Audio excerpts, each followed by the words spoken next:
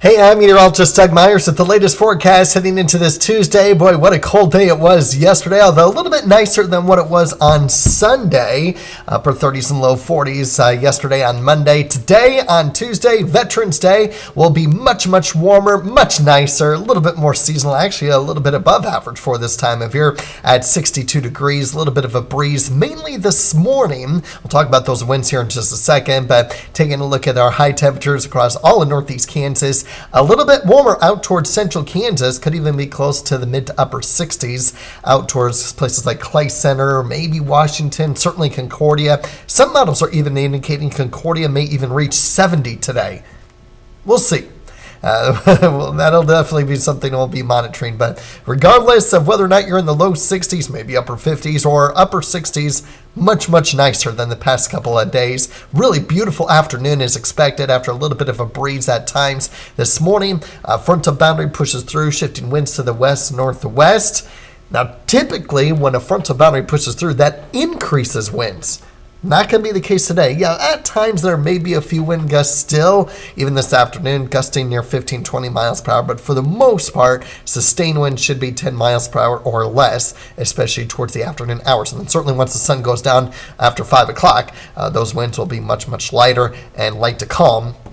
That may even continue into tomorrow for the daytime hours, making tomorrow just an absolutely beautiful day across the area.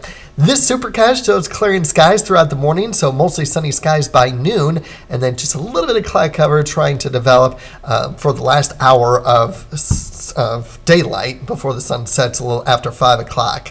I am leaning more towards this version where once the clouds clear out by midday, that's it. We're clear the rest of the day. I don't expect clouds to increase again in the late afternoon, evening hours like that first model did.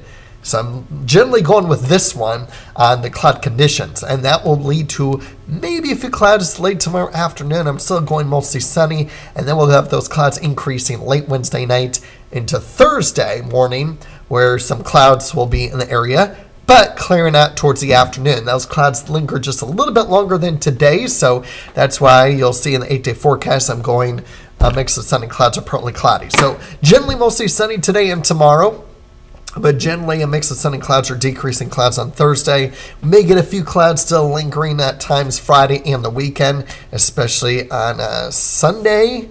But I think for the most part, there's certainly going to be a lot of sun as well, at least for portions of the day through the weekend, through Sunday. Then we get a little bit more cloud cover early next week.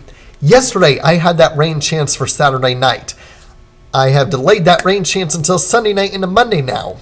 That's all computer models. There isn't even differences in the computer model's opinions on just today's model runs. Yes, from yesterday there's a difference, but just today, all of them are indicating Sunday night at the earliest with rainfall. So, obviously that is subject to change, so we'll keep an eye on that. But taking a look at our rainfall for the next 8 days, it's not a lot. It's a fairly widespread general area of about a 1/4 inch to a 1/2 inch for the most part, maybe a few spots, a little over a 1/2 inch, but it's not overly heavy. Now, beyond the 8-day forecast, we are monitoring a possibility of some heavy rain. Along and south of generally I-35 is where the bulk of that rain is going to be with that slight risk. Of course, this being 8 to 14 days out, that is subject to change based on the location.